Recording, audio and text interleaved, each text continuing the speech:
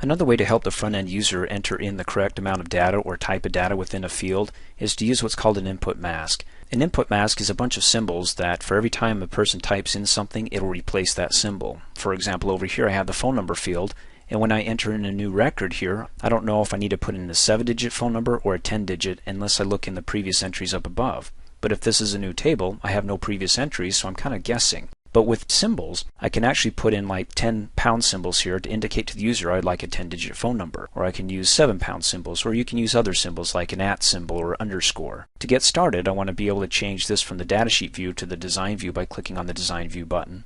Come down here, click somewhere in this field, in the field name or its data type or description, and then come down to its properties. You want to click on the input mask field. Over to the right they have what's called a build button, 3 little dots, sometimes referred to as the ellipsis button, but we'll refer to it in the future as the build button. Click on it because I want to be able to build an input mask for the phone number. You have other options, but we'll stick with phone number and click next. Up at the top we have the coding here. First it starts with an exclamation point, and this allows the mask to be filled in from left to right. So when the user hits the field, it'll start on the left side of the field. Then you have the coding, the 9s and the 0s. Both allow for single-digit entries. The difference between the 9s and the 0s is the 9s are optional, so it's an optional area code that we may need. That's why they put in 9s. You can go ahead and replace that with 0s and make the area code required. And then down below, what type of placeholder or symbol would I like stored? And you can try it by seeing what it looks like by clicking down in the Try It. Automatically adds the parentheses here for the area code, and then the little dash in between the 7 digits, and you can just start typing in the number. And notice as you start typing, it replaces the placeholder character with the actual digit that you're entering in here. Of course, I can change that and then go ahead and finish it off. Now if I want a different placeholder, I can change it to, let's say, # and then try it. See, that makes more sense to me because with the underscore I'm not really sure how many digits we want, but for a phone number it's pretty obvious though. I mean, the parentheses requires 3 digits and the rest is a 7-digit. So that looks good, and you can go ahead and try that out. And again, as you type in your digits, it replaces the placeholder character with your digit. Looks good to me. I'm going to go ahead and click next.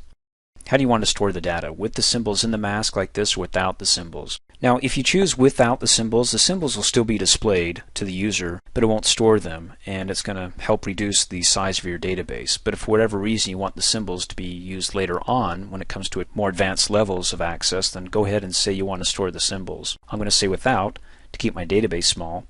Click next, click finish. Let's take it for a test drive. You can see down below that it's got the symbols there in the input mask field, as we just saw in that little wizard there. So I'm going to go ahead and click on the view button.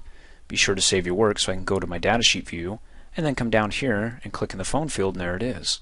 So all I have to do is just start typing the numbers, and I know exactly what the back-end user is requiring of me as the front-end user to make sure I fill in and replace all those placeholders for the input mask. And once I'm complete, I can go ahead and move on to the next field. I'm going to go ahead and hit escape to back out of that so I don't save this record.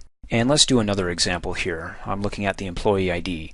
We dealt with numbers for the input mask, but what if we include letters here? You know, EE for employee. Well, let's take a look. Let's go back to the design view, come to the employee ID field, and then come down in the input mask, its field properties.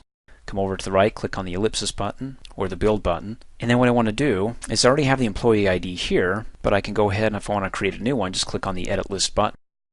Click on the new blank record, and then I can start over here, and we're going to call this employee ID, and I'll say it's number 2. I already created the first employee ID. The input mask is the coding that I can set up for what I would like to get from the front-end user. First of all, I want to start with the exclamation point, and again that allows the mask to be filled in from left to right. And then for each character or letter I would like to allow the person to type in, I'm going to use capital L's. So I wanted 2 E's for employee, so I'll put in 2 capital L's.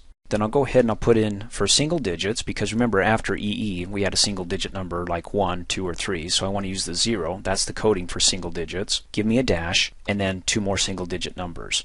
So this mask allows the person to first start in the left part of the field to type in 2 characters. It doesn't have to be EE for employee, it can be any 2 characters, but hopefully they'll enter in EE, and then the single digit number after the EE, then a dash separating it from the last 2 single digit numbers. And then the placeholder, you know, it's an underscore right now. I can change that and do something instead of an underscore. I can use an @ symbol, but for right now the underscore is fine. And then I actually have to do some sample data here. And the sample data could be like EE. And notice how I started typing and it actually brought up the placeholder, the symbols, the underscores. So there's EE. And we'll do 1. Then it has the dash, so it skips right to the next placeholder. Single digit 8, single digit 0. And that's all I need to do. There's no save button.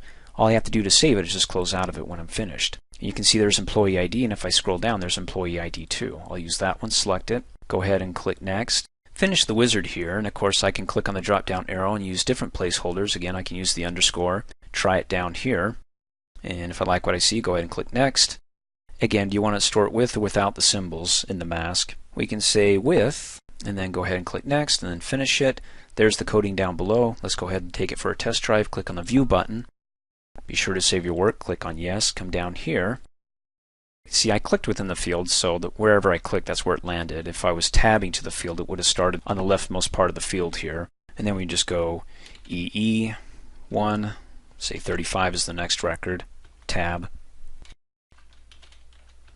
We can also put an input mask for our zip code field as well, but I'm sure you're getting the idea about this. I mean, if you can do the phone number, you can definitely do the zip code and say that you want up to 9-digit, but I'll just go ahead and continue on here. You can see I've already got my placeholder field, the input mask. The moment I start typing, it has the underscore there and includes the dash.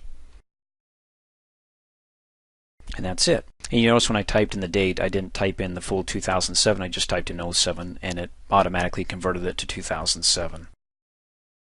Thanks for watching. Hey, as a quick reminder, if you like my video, please give it a thumbs up. You can also click on me and subscribe to my channel, get notified of the latest videos, and for only $2 a month, you can have access to all my Microsoft Office training videos.